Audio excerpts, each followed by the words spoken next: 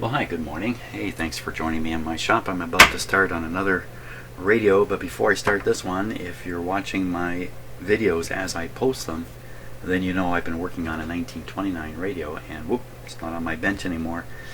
It's gone off to the side because it's working really quite well now, and I'm going to order a new speaker for it, a modern speaker, and until that speaker arrives, I'm not going to do any more work on it.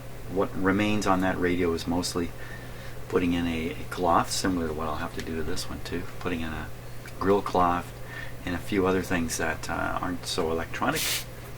So once that speaker comes, I'll finish off that project. In the meantime, I'm starting up on this guy. Let's get him on the roundabout here.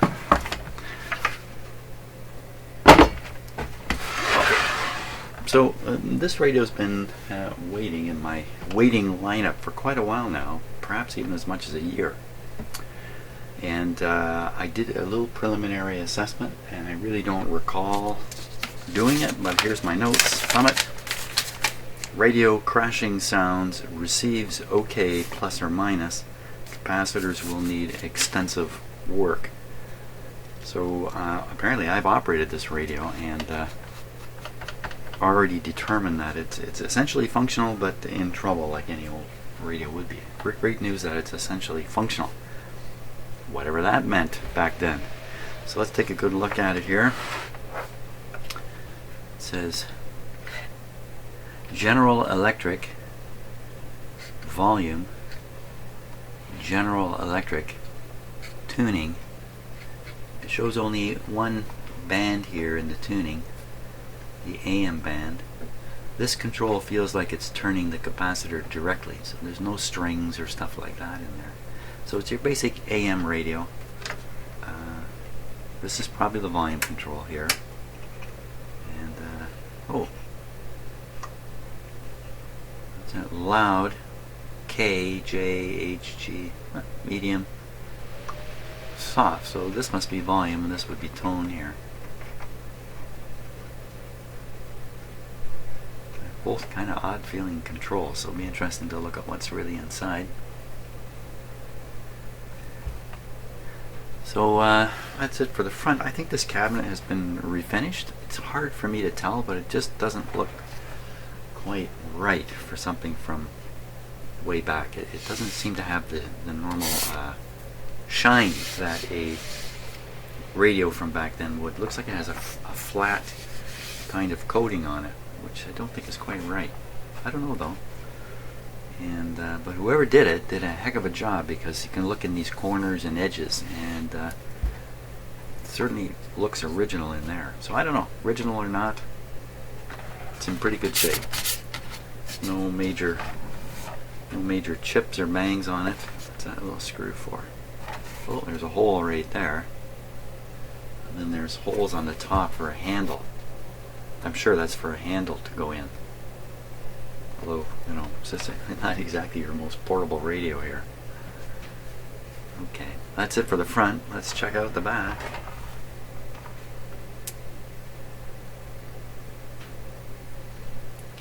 Okay, model K60.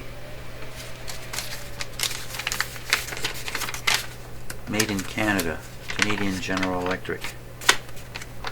Model K63. Model K60, 80 watts, 25 or 60 cycles. Well, K63 here, it says Model 120 RCA Victor. It's another one of these radios. Maybe this isn't the right, this might not even be the right schematic, although it's got that on it. K63, K60.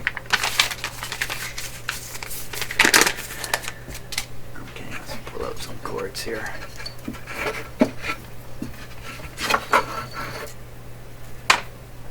Somewhat stiff power cord.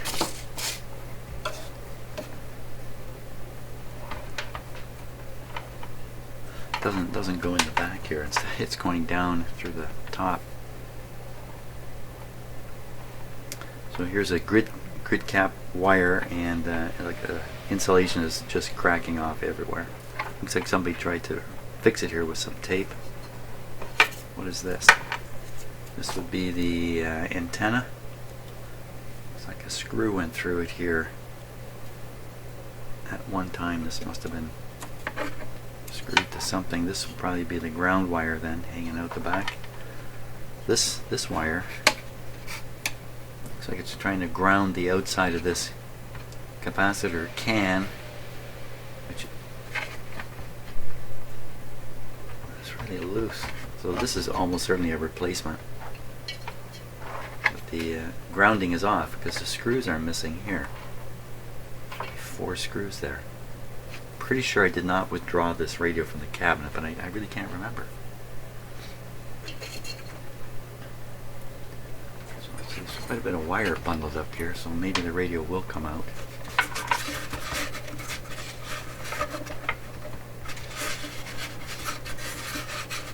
There's like one big hold down bolt in the middle that's gone.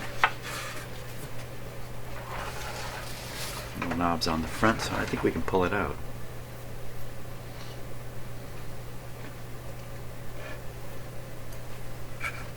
Get a hold of the transformer here.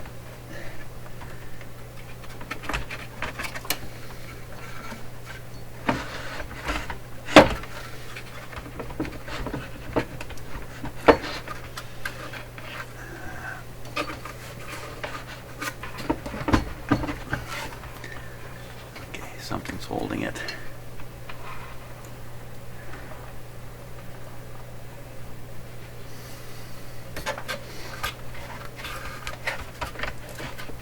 It's very, very, very heavy.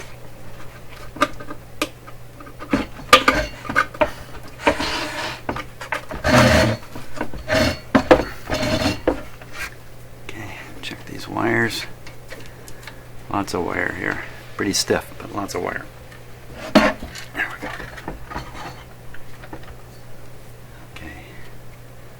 Wow, these wires have been repaired, or something looks like they've been extended. Looks like every one of them got extended at some point. Probably to allow the radio to be pulled out of the cabinet and set just the way I have it here. Okay, so I see lots and lots of terribly cracked wire. This wire here, which is often these wires, because they're going up to these caps, they selected some kind of a rubbery kind of insulation. And green, it's often green colored stuff that seems to become a problem at this point with it all cracking. So this one's cracked. These ones are also cracked. Look, it's got friction tape on it to try to stop the short from happening in the can there. Yeah, this one has one too under the can.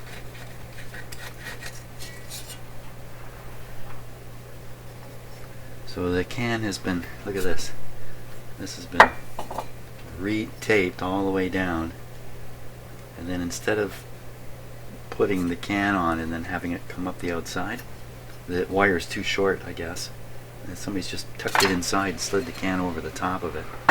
It's really not how it's supposed to be done, but I don't think that would necessarily make a difference in the operation of the radio. This tube looks a little unusual, this tall one here.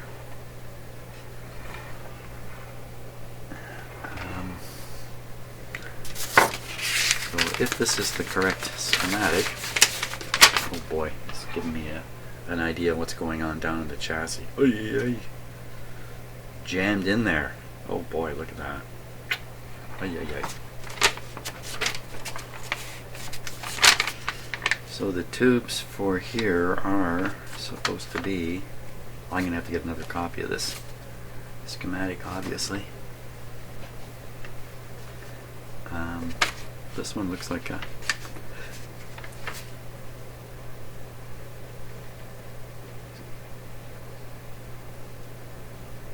I can't, don't see the tube identifier on here, but it's so blurry. We got an interesting part floating up in here. It's probably a coil of some sort. It's like a wax capacitor hidden underneath it there. A couple lights in the front.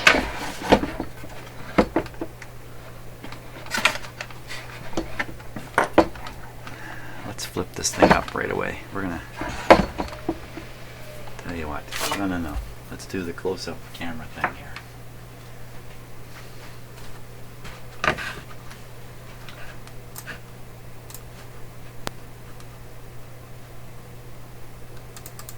One moment while I readjust my camera. It's still adjusted for the last video. And someone's come to join me here.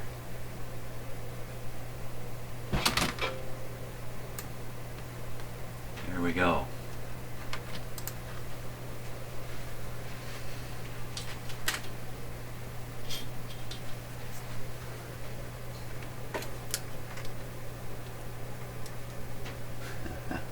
Look who's coming out from behind. Okay. We're going to take a closer look at this. Let me fix the focus here again on the camera so we get up a little closer.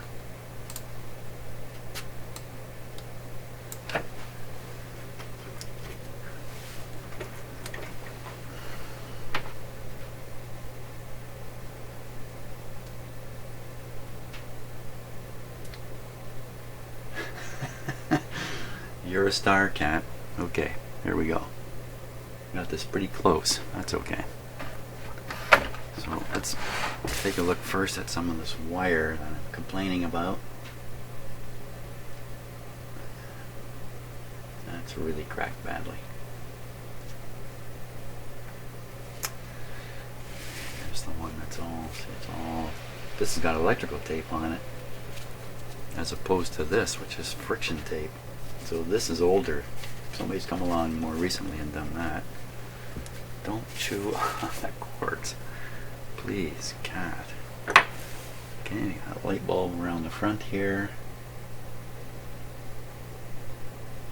Resistor floating in space. It's a grommeted connection. So, you know, the tuning capacitor's not up on top here. Where's the tuning capacitor? It must be down under these grommeted supports here. That's pretty unusual. I didn't notice it when I had it flipped up. So here's a mysterious can here in the middle of nowhere. Okay, so I don't know exactly what that is. So a couple mysteries here. There's the second light. Here. There's the cat. Here's what I saw along the edge here. Oy. This does not look like fun. That's a sleeve over top of a resistor. There's an unsleeved resistor, and there's another one with the sleeve. Looks like it's slid off a bit. Oh, here's another one of these cans. Chances are that's a coil shoved up inside that can. There's one over here too. Hey, how come so much stuff? Oh, there's the tuning capacitor back there. Directly driven from the knob, just like I thought. So no string or gears or mechanics. There's some trimmer screws hidden way up in there. You can probably get your screwdriver into them from out here somewhere. Well, maybe not. How would you ever adjust those?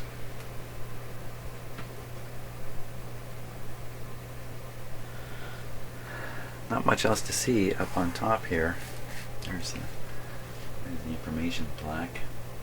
K60, 80 watts, serial number 172, made in Canada.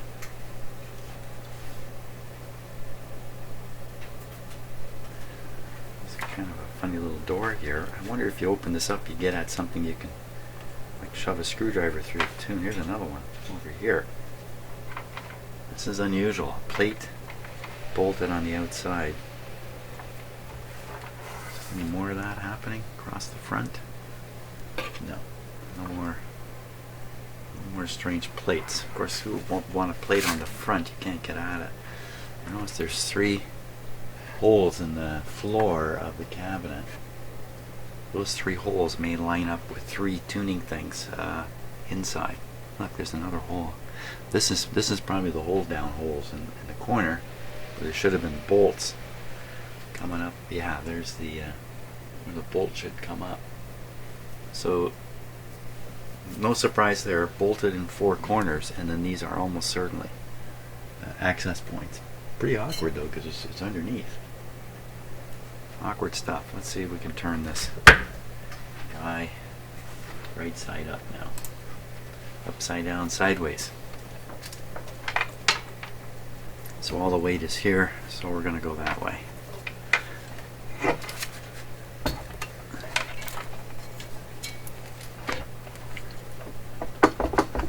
Very good. Ay, ay, ay, ay, ay, ay, ay, ay. Oh. I think I remember this now.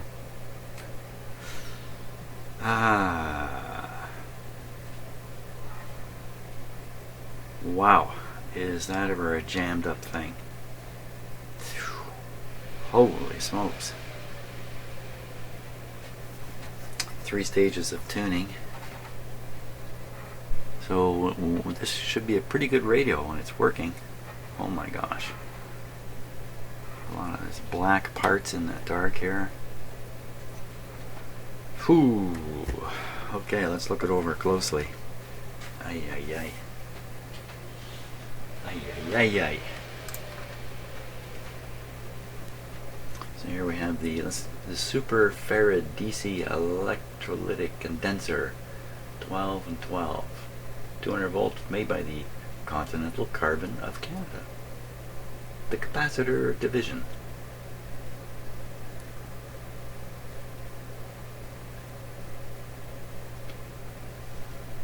I think we can bet that that's got to be changed out. Looks like the bottom is... no. Still, can we read that? Patent. You get that out of there, and that opens up a lot of space in this radio.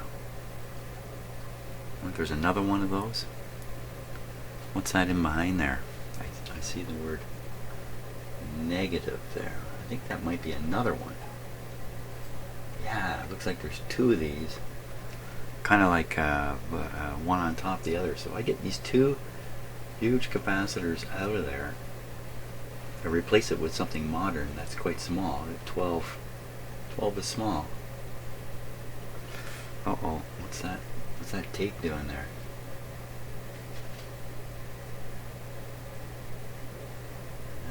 You know what? These capacitors could be replacements.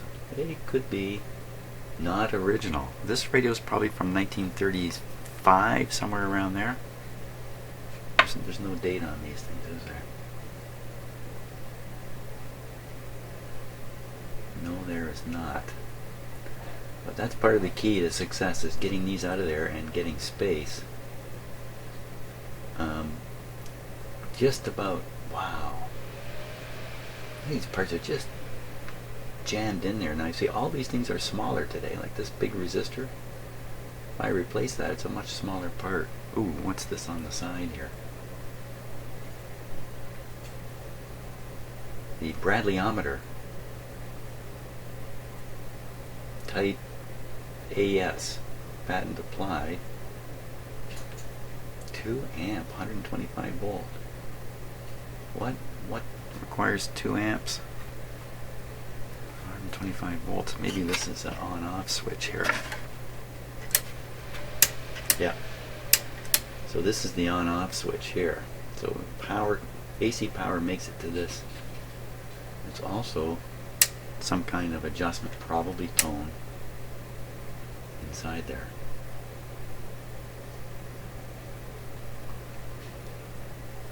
Wow. Okay, so here's a great big thing here. That's the volume control. It's a great big honker.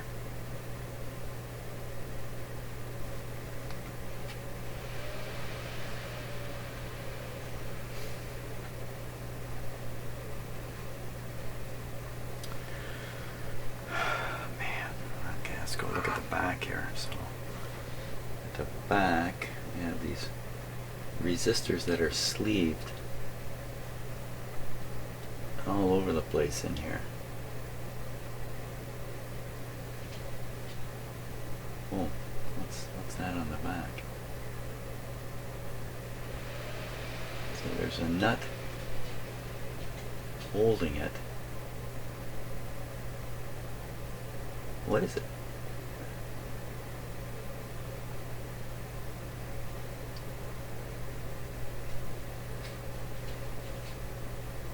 I don't know. It's a mysterious part.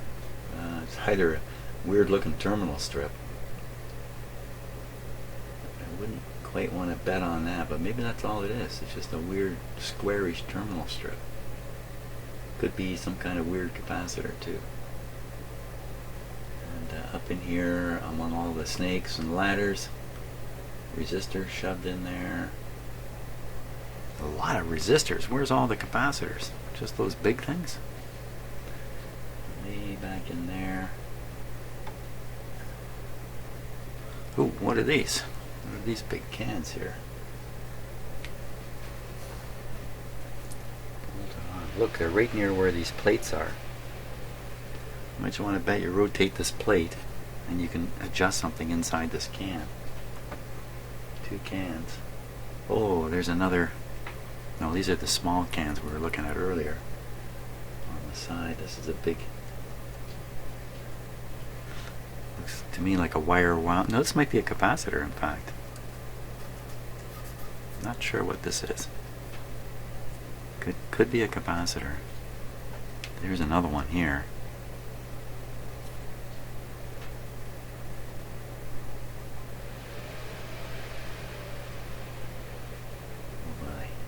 So this is the jammed up end. You could see before I flipped it up. Here's a there's a wax capacitor. Look, it's an oval shape.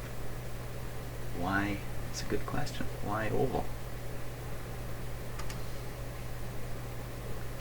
Maybe that's how they distinguish themselves from other manufacturers. There, look at the metal spring clip that's forcing the contact points down onto the pin of the tube. So they're using a piece of spring steel. I could imagine that go flying if conditions are right. Or wrong. So the capacitor is clean as a whistle because it's been underneath here all this time. Oh, there's screws to adjust it. No, that's a lockdown screw, I think. The adjustment screws.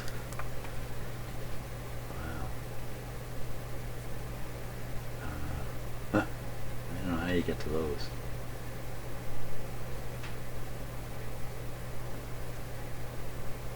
Yikes! You can't build a radio and not be able to access those trimmers unless there's some other trimming thing happening in here, and I didn't really see anything.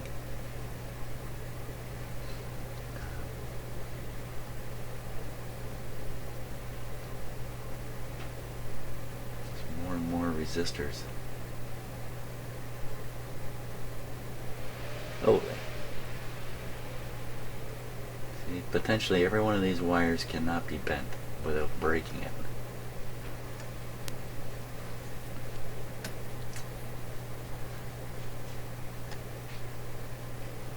Yikes. Of course, the objective here is not to restore this thing to like new operation. It's to make sure it works reasonably so it can be used. The main shortfall with this radio is lack of knobs. It has no knobs for the front. No knobs at all. So getting a set of 3 knobs should be pretty easy. Just order them. I'm sure there's lots you can buy that would be quite suitable for this radio. So what to do about this thing? Apparently I've operated it once already. I don't know if there's much reason to do that again. But you know, it sounds like fun to me, so why don't we do that? Why don't we operate this thing? I'm up for some excitement. Now,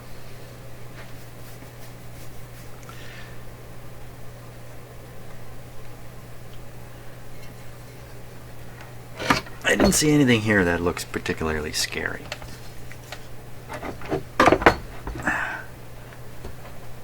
Yeah, radio.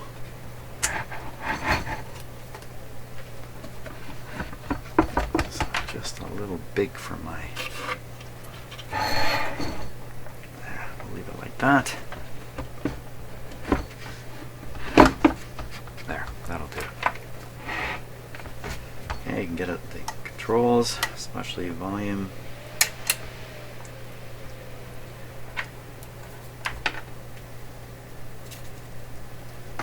You know what, I'll hook this up to the loop antenna in a minute because it's sitting right here.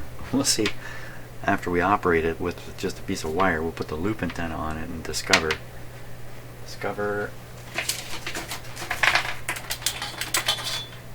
that wire antennas are crappy, especially the kind that you just throw on the floor. Okay, so I think this is the antenna.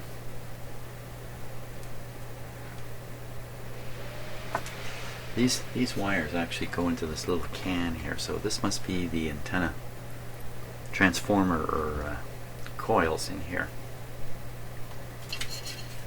This, I just assumed this was connected the way it was intended, rather than leave it sticking out.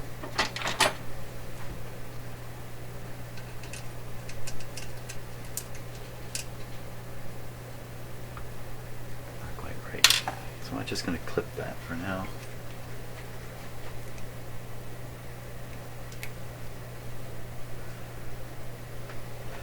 There's a chance this is a really critical connection.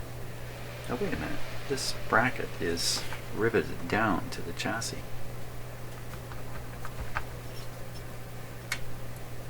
This is a plug-in? Get out of here, isn't it?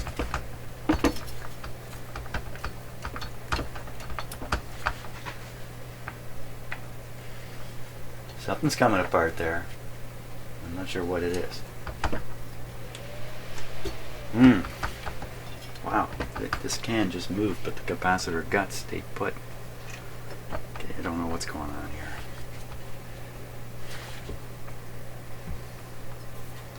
Okay, April 1945. I don't think this radio is from 45. It has a 1930s look to it, this shape of the cabinet and that. So I think we can be pretty sure this is a replacement. Generally, if you're going to replace this thing, which I believe is a big capacitor. Well, maybe there's some readings on it. 8.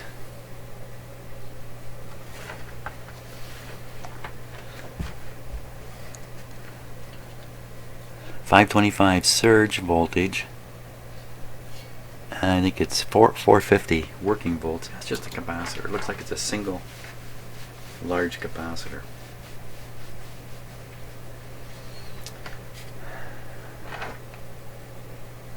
Okay. Oh, a little hard to plug that in.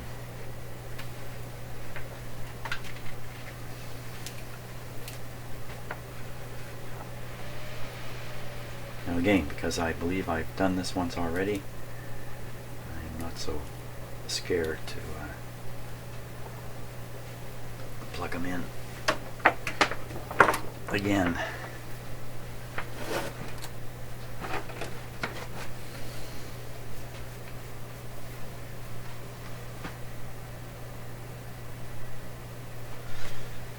Okay, I think we're ready to go. So here's my dim lights. The set is off. Good. You can see the voltage at the outlet rose up to maximum voltage because there's no draw. So I'll now turn the radio on. I'll do it with the radio switch here. Oh, what was that? Was kind of a strange coincidence. My computer complained when I did that. Okay, pay attention to the radio now, John. So the two lights have come on in the front. Well, that one was on. It's not now. Didn't last long. So we're on restricted voltage. It's very low again. Probably not going to operate.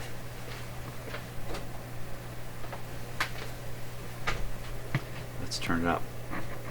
Oh.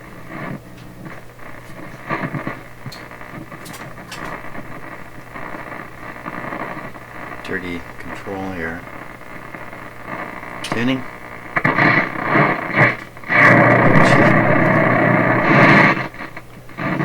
Okay, so I got to deal with a dirty volume control. Bit of a hum there. That'll probably go away if we change those cardboard box capacitors.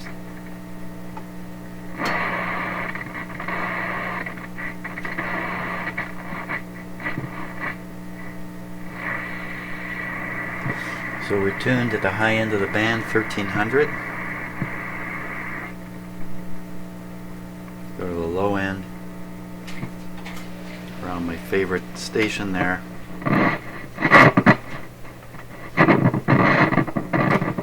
Volume control is a big problem. It's easy to fix, but I think it's going open circuit. Some regularity.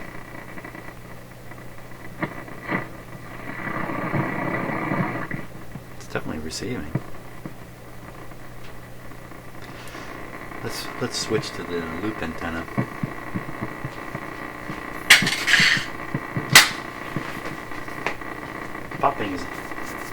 Thumping sounds kind of interesting.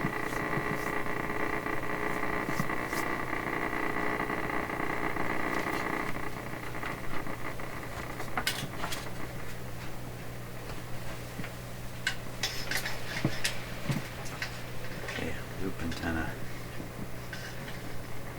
Around.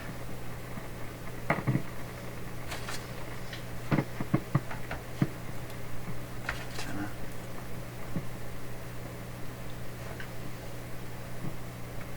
Oh, nothing sprung to life there. Tuning.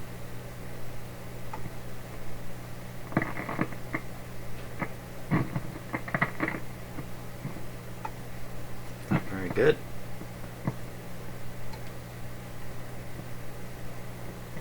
Okay, so the antenna, I believe it's aimed. I think it's aimed now correctly for picking up from Toronto.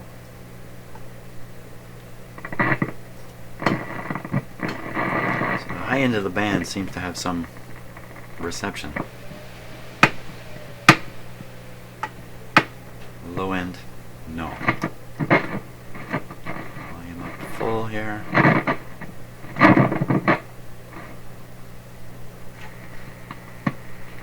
The other light just went out. And we're still on low supply voltage.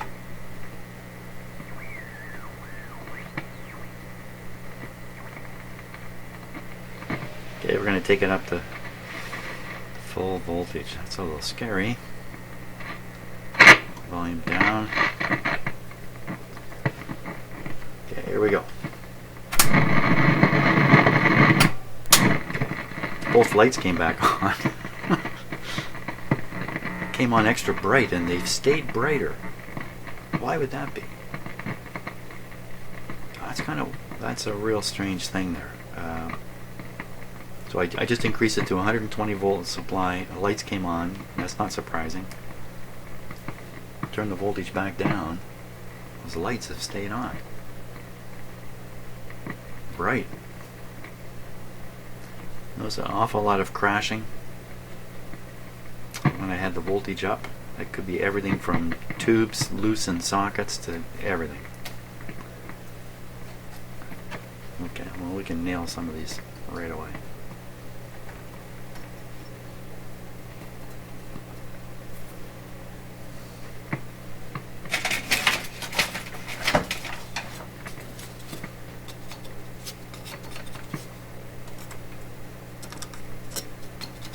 Well, tubes don't seem to be loose.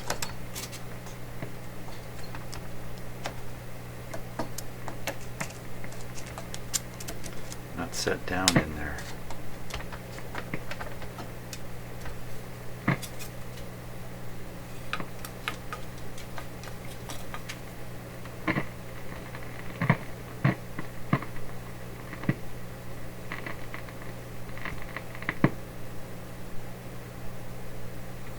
By the way, when things are breaking down like they are in this radio, you hear that clicking and snapping. What you hear on the video is actually quite different from what I hear in my shop, because there are electrical interference effects going on, causing sounds in the video that I can't hear.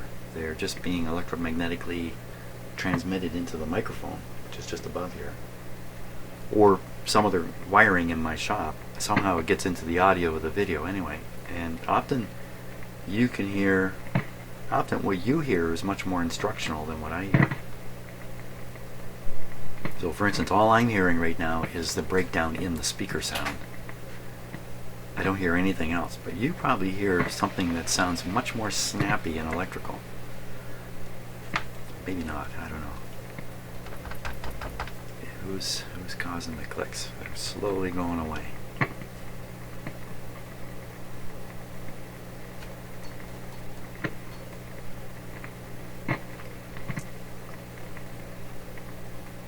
Just giving the radio a good chance to operate here. Let's try that antenna deal again.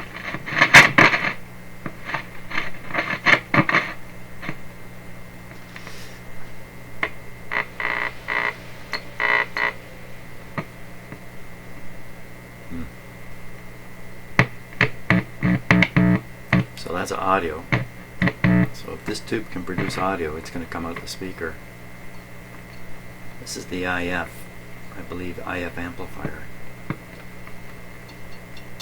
Nothing, no reaction. Something probably going on. Something going on. Hey, there's something going on. Actually, there's nothing going on. So that would mean the clicking and popping, well, it doesn't mean much. There's too many possibilities for the clicking and popping.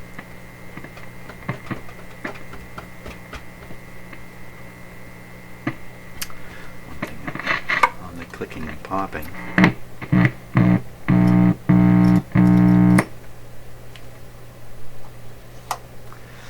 So by doing this, I'm basically disconnecting the audio output from the rest of the radio.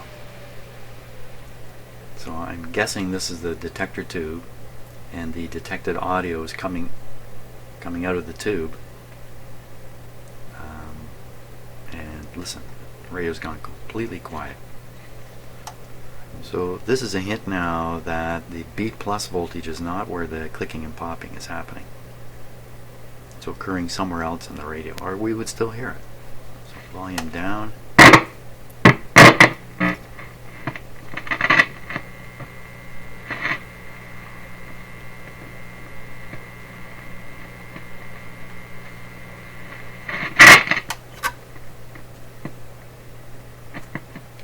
Take this grid cap off.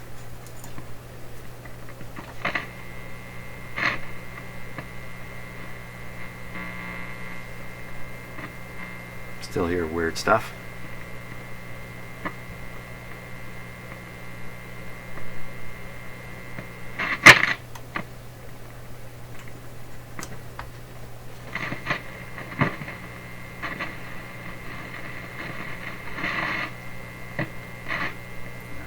Some of what we're hearing is because of the volume control. I'm not necessarily trying to get back to the same spot each time we do this.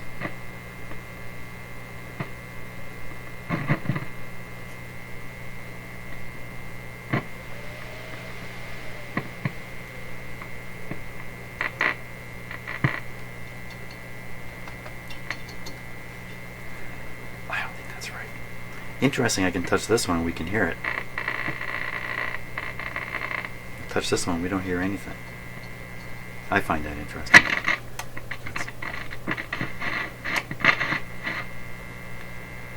Now that hum may indicate the volume control is open right now. Open circuit.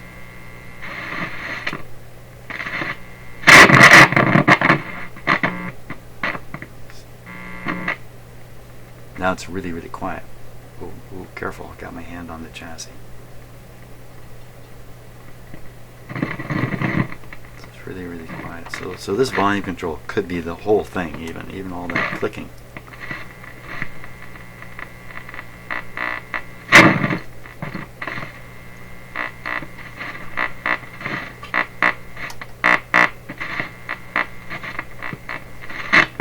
So that's the effect of the volume control.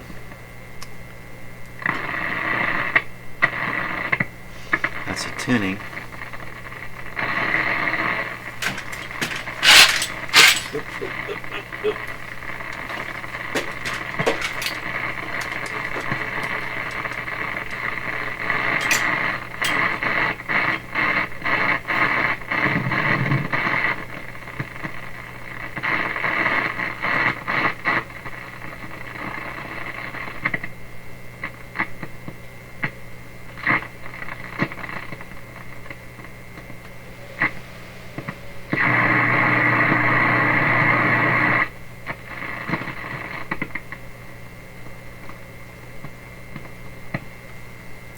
Still on the loop antenna. The loop antenna is actually tuned way down here. Let's go up around 1010. Okay, on the dial that's around 1010 now. Let me adjust the antenna here, let you see what I'm up to.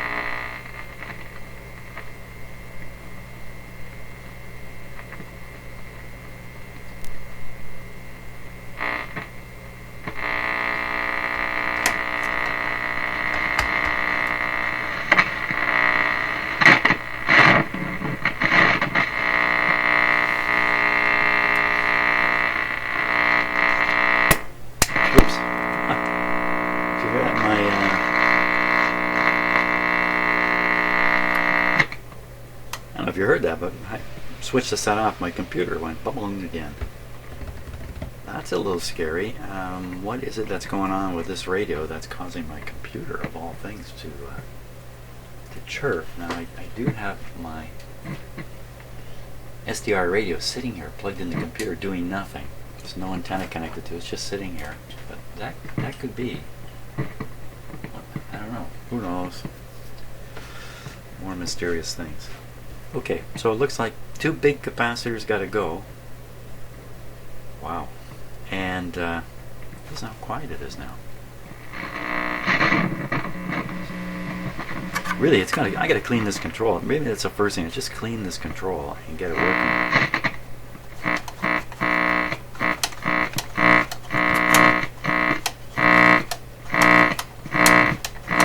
That might be enough cleaning right there.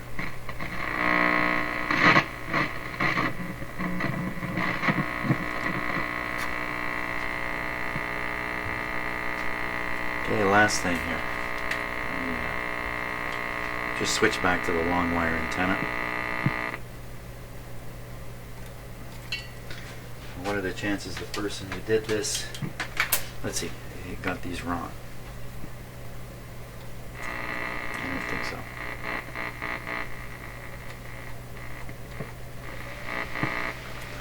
Okay, back to my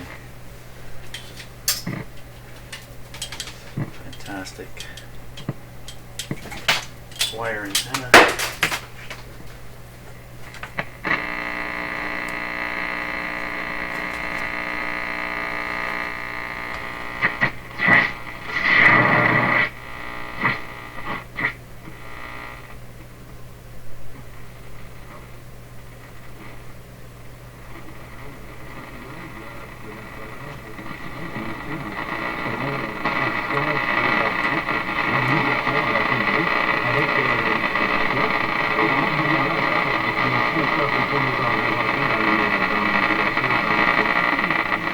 So that's a French station that's somewhat local. So it's a local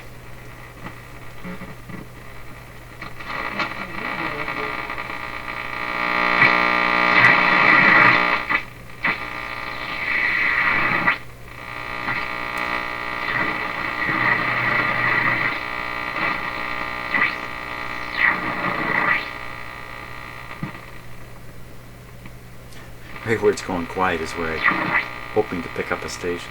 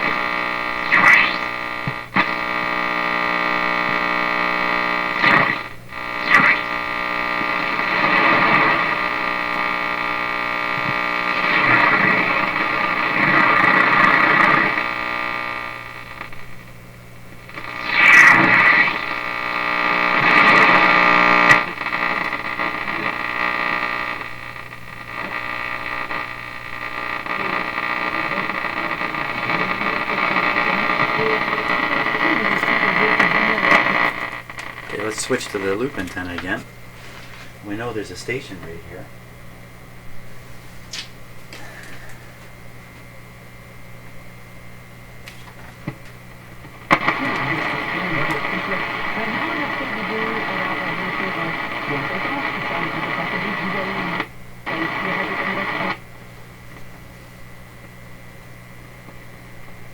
Okay, so I'll tune the loop. See if we get it.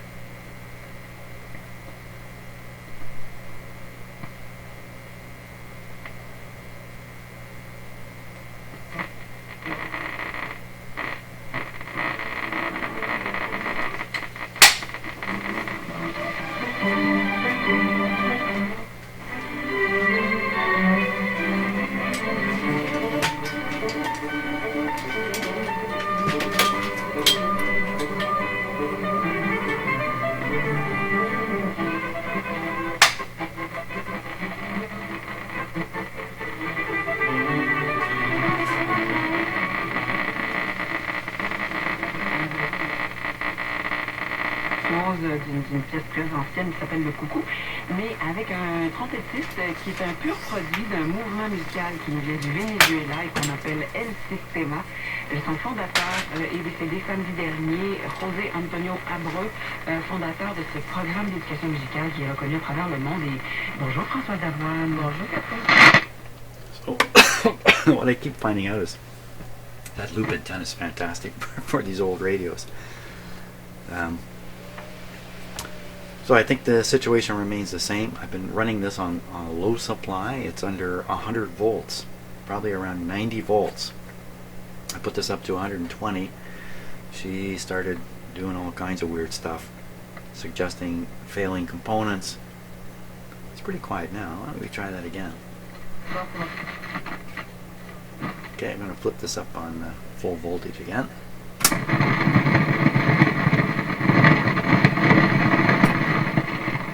Right.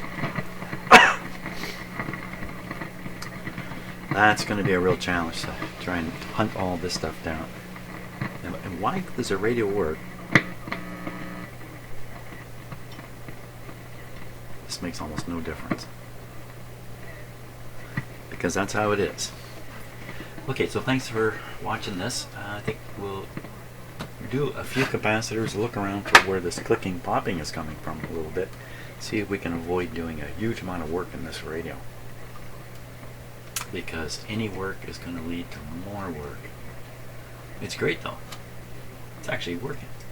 There we go.